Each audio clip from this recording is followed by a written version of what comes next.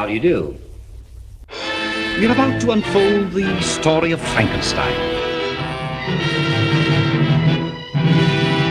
He's one of the strangest tales ever told.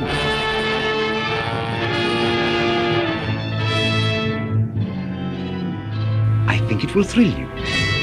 It may shock you. It might even horrify you. Well, we've warned you. You've been warned.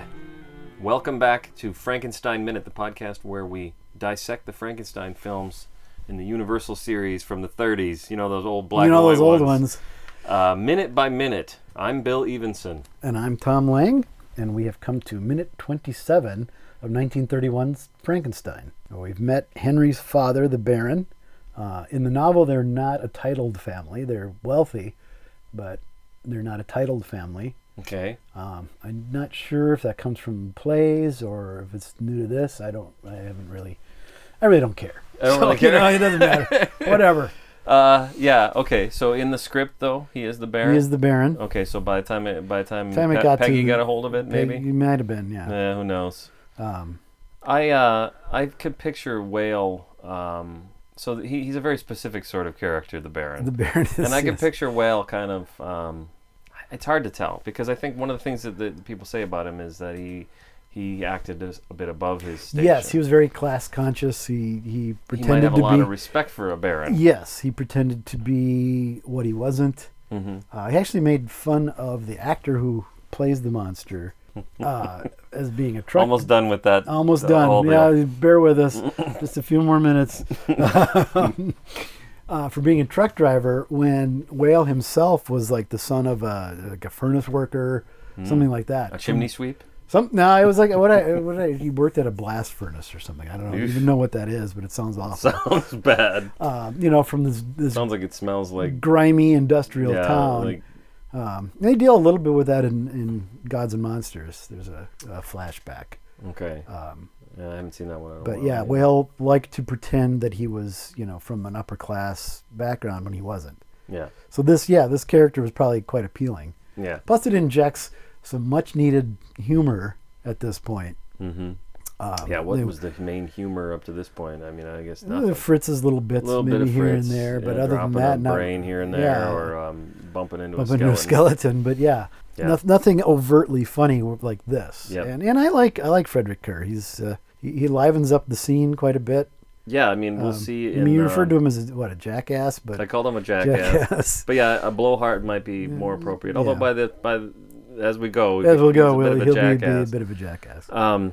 He makes reference to, he can't figure out why Henry would be working around an old windmill when he's got amongst other things, a decent house. And this place looks like a decent house. Fucking palace. It's a palace. Yeah. He lives in a palace. Yeah. Well, it's a castle, I suppose. Oh, it's a chateau. I think it's referred to as a chateau. Oh, is it? Yeah. We don't ever see it from the outside. We never see it from the outside, but in the script. Why don't we see it from the outside? Maybe we do later. No, we see them. They're outside, but we don't see the house itself. Okay.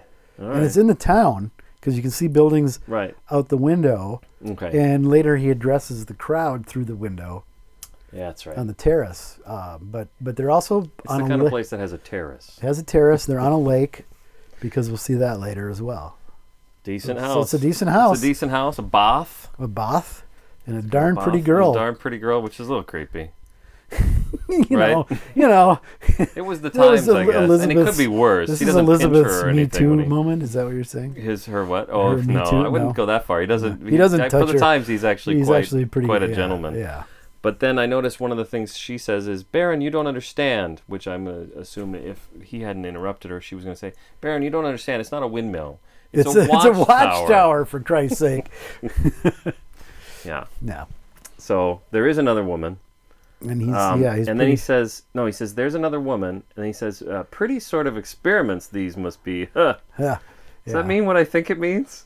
It's his contention that the experiments is a lie. It's just another woman, and pretty sort of experiments this must be. So, yeah. Experiments should be in quotes there. Yeah, exactly. I think so. Not very discreet. No. He implies that Elizabeth knows Elizabeth knows Knows about this is going on. and then seconds later implies that she doesn't. Yeah. How would you know? How would you know? So Yeah. he's one of these guys. He is kind of a jackass. He is a little He's one of bit. these guys you cannot win. Right. You say one thing, and then he turns it around into the other. So it really doesn't matter. You kinda can't like win either way. Kind of like our current president.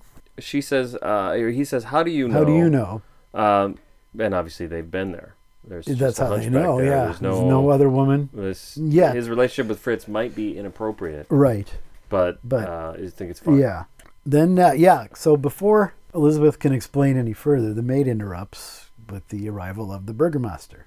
That's right. So the maid Here. says that it's important. It's important. So my thing is she from the East Coast? Is she from Boston?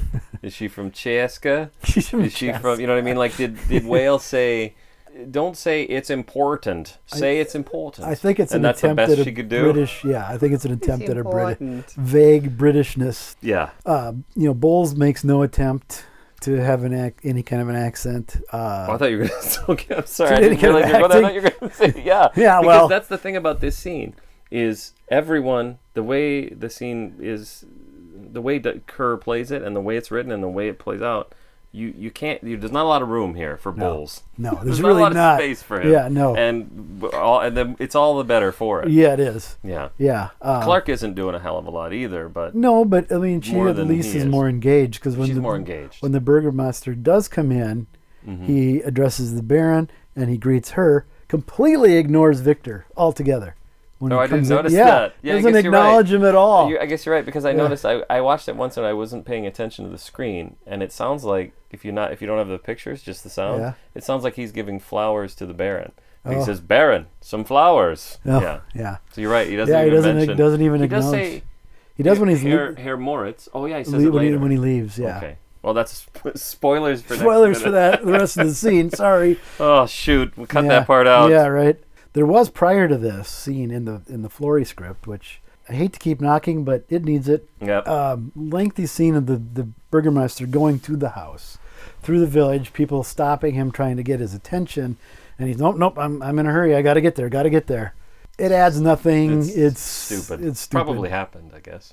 Maybe. Knowing him. Yeah. Um, Yeah. No, they cut it out completely. So before he gets there, I guess one of the things I was thinking is I'm still kind of stuck on what Victor and Elizabeth are trying to do with the Baron, and maybe I could have mentioned this last minute, but is it their intention to give him the impression that the wedding is still going to go on as planned? As planned. Because it's hard to figure out whose motivations are what at what point. Because later in this conversation with the Burgomaster, it sounds like the Baron is maybe the obstruction to the wedding going on as planned. I think so. So I think it's just all a big mess of. Well, I think it's a lot of people talking at cross purposes. Yeah. Yeah. Yeah. All right. Yeah. Well, and we'll see then when the Burgomaster comes in. That's what he wants to talk about. Yeah. He wants, we'll get to that, but yeah, we have Lionel Belmore as the Burgomaster, who would And he show bursts up. in. he The bursts- maid's useless. Yeah, she he just comes comes in to announce. Yeah, He and says, "Tell him to go away." tell him to go away. But But she before never he before before anybody he walks gets a in, chance, he's clearly been right outside the door, Yeah. listening to all of this. yeah, and it's Lionel Belmore. Lionel Belmore, and the Baron, as the man is walking in the door, says, "No, nothing he could say could be of the slightest importance." As he's walking in the As door, he's walking in, which I think is pretty funny. it's pretty good. And he has his hairstyle is the same as Harpo Marx. I would say Basically, he looks like yeah. Harpo Marx. He's borrowed Harpo's wig. He's a buffoon. Yeah, he's clearly meant as a buffoonish character. Yeah. He's kind of got this bulldog sort of face. Yep. Kind of Dumb eyes. What's the word I'm looking for? Like kind of, wild-eyed. I guess. Kind of look to him like just "Whoa!" almost silent film kind of acting. He in some sense, I was thinking maybe he reminded me of somebody from Caligari, but I can't put my finger on it. Yeah, like silent film. acting, He's well, the guy has credits that go back to 1914. That's So about as he's far that's back as they about go. 183 credits total that I could find. Well, I guess movies were 10 minutes long. Well, Maybe yeah. He made 100 of them. But he's in Keaton's first feature, 3 Ages. Oh. It said undetermined role, but I remember seeing him, and I couldn't Okay. tell you as what. All right. He was also in the Rogue Song, which is the famous Lost Laurel and Hardy film. Oh. Wow. You know, it was this big color musical that they did. Granted, it's not their film. They play small parts, but Okay. the only interest in it anymore today is that Lionel Laurel and Belmore Hardy. is in it. And Lionel Belmore is in it. He was in The Vampire Bat. Yeah. And interestingly, in terms of what he's doing in this scene, was in something called Meet the Baron, Okay. which is the Baron Munchausen character that was Oh, that's apparently cool. popular on the radio, but does not hold up well. So Okay. I've seen it. You've suffered through it. I've slogged through it, I think would be Slogged. the word I would use. Three Stooges are in it. They kind of help, but not a lot. Belmore shows up again in Son of Frankenstein as a Yes. completely different character. Emil Lang, the apothecary, no relation. Yeah. And then in Ghost is another character altogether. No relation to who? To you? To me. Oh, okay, just making sure I Yeah. got the joke. Yeah. Because there's another Lang. Is there? Isn't there? Maybe that is the Lang I'm thinking of. I thought there was a Lang. Like, There's Lang maybe in this movie. The Ghoul. Oh, I don't know if that's what I'm thinking. Okay. Of. All right, we'll get to that. We'll get we got there. some time. We got time. I'll look it up. Yeah. All right. And But he's also in Ghost of Frankenstein. yeah, he's in Ghost of Frankenstein as a completely different again, character. We'll talk about that. Yeah. We'll just keep mentioning it every few weeks because Yeah, it's 'cause hilarious it's- that these same list of guys Yep. get in the You same room. Pop up. And Yeah. almost all of them were killed in the previous film. Right. But they don't have names, so except Lang, I guess. Well, Lang he's not one of the He's not village- named in the Ghost, so. No, he's just one of the village elders in that. He's not Yeah. the burgomaster. There's a different one. So apparently he was voted out. Yep. What is a burgomaster? Did you look this up? I did. Okay, you go for it then. I know, Because but you went through the trouble. Well, here's why. Because he is presented as a figure of he's not. We don't have any respect for him. No. He's a figure of He's a fun. buffoonish- He's a buffoonish yeah. character. And I thought, this is how rich people talk to the police.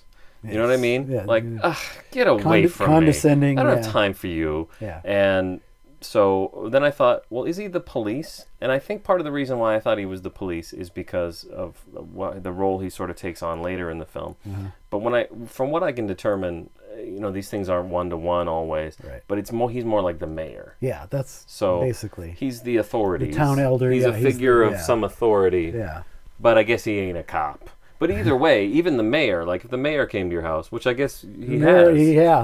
That's So- what we talked about offline. You know the mayor. I of know your the town. mayor of But Pleasant Valley, yeah. yeah, I know the mayor of Minneapolis too, so aren't you jealous? man, I gotta get out some more. But if the mayor comes to your house, you don't be like, oh, That's nothing he could say would be of Idiot. the slightest importance, and tell some, you go tell him to leave. Yeah. But yeah, he's not the police. Well, and Although I think maybe most those lines aren't as clearly drawn. most people of certainly my generation and maybe yours know of a Burgermeister from Santa Claus is Coming to Town. Wow. It was Burgermeister was, Meisterburger. Oh my God, no. A that's just toy? Is that? Paul Wow. Frees, yeah. It's Oh man, I See? haven't seen that in a long. So No, long. nor have I I. barely remember what you're talking about. nor have I, anymore. but it's one of those things Stuck in your head. ingrained in my I can't do algebra, but I can remember that. That's well. See, it's the important stuff. Yeah, it is. It is totally the important stuff. So what you end up with, he has this other thing where he says, "There's nothing but trouble." Yeah, he says, "If it's trouble, go away." Go no, away. There's no trouble. No, there's no trouble. There's What are you nothing but talking about? trouble. There's nothing but trouble. Again, another example of this Just jackass you obstinate, can't yeah, talk to. Obstinate, yeah. And basically between the Baron and Vogel and the housekeeper, we're in danger of getting to sort of a high farce. Yes, it's almost farcical. It's almost yeah. But we would not quite. Right. We're saving that for the sequel. Yes, we Yeah. are. Definitely in a big way. We definitely Yes. crossed that line in the Yeah, next and film. we crossed that line a little bit in Old Dark House, Sure. which was Whale's next horror film. Not his next film, but his next horror film. Yep. And in The Invisible Man. Yep. But certainly. But In fact, maybe that's. Well, we could talk about The Invisible Man, I guess, all day. Yeah. But a lot of the stuff you remember from Invisible Man is presented in that way. Because the thing that you remember about it is the special effects where he's Special- right. doing invisible shit. Yeah. And a lot of that. a lot is of that, yeah, Yeah. plays out as farcical. Hmm. Yeah, Invisible Man is a very funny movie. Yeah, for all of its, dark. Yeah, yeah. And the way. I'm so bad with names. Who plays the Invisible Man? Claude Rains. Claude Is that Rains. what you- The way he plays it. that He's very guy, serious no one's and ever heard of. He's very serious for He the is most very, part. yeah. He There's plays a little it bit very, of there's some there's- hysterics, yeah, but some hysterics. but overall, and there's some very chilling scenes. Yeah. But yeah, I mean, certainly the small town that he goes to Mm-hmm. is very music hall comedy, bumbling cops, and Yeah, we're not seeing it's funny. We're not seeing. I don't know if you watch Frankenstein, you're really seeing who Whale is. Maybe Bride is a better. I think example. Bride is a better. Old Dark House is probably Well, maybe a that's. really good. Yeah, I guess you're right. That wry British. Yeah. It's a very funny movie, but I know for me, the first time I saw it, I'll say I appreciate it more each time I see it. Mm-hmm. Yeah, Appreciate its subtleties. Yeah. And granted, the first time I saw it was a horrible bootleg VHS that was the only way it was available back in Yeah. the 80s. So it was just really bad. Someone had a 16 millimeter print or something, and pointed the camera at the screen. Yeah, I guess that was like a lost film. At one It was for quite a Yeah. while. But anyway, yeah. Anyway. So that's sort of the line with James Whale. If you're gonna watch, you could just be a genre fan like we are and just Yeah. watch this one, Invisible Man, Old Dark House, and Bride of Bride of Frankenstein, and Frankenstein. get a really good feel for who this guy Yeah. is. But if you just watch this I don't. scene Yeah, is as no, close as I this say is as as it close gets to as you're that going to farce. get. Well, we've talked about some of the little eccentricities that he's put in, That's like true. Fritz, Fritz, pulling up absolutely. his sock, That's true. things like that. I guess I Little- really like him when it's a little subtle like that. Yeah. It's not quite so It's not so broad. Yeah, not so broad. Yeah. Although I'm sure I'll be fine when we get to the next film. Oh, I I don't think it can be a problem. can't say enough good things about the next film. So yeah, it'll be fine. Yeah. I'll get through it. I'll will struggle you through. make it through? Okay, yeah.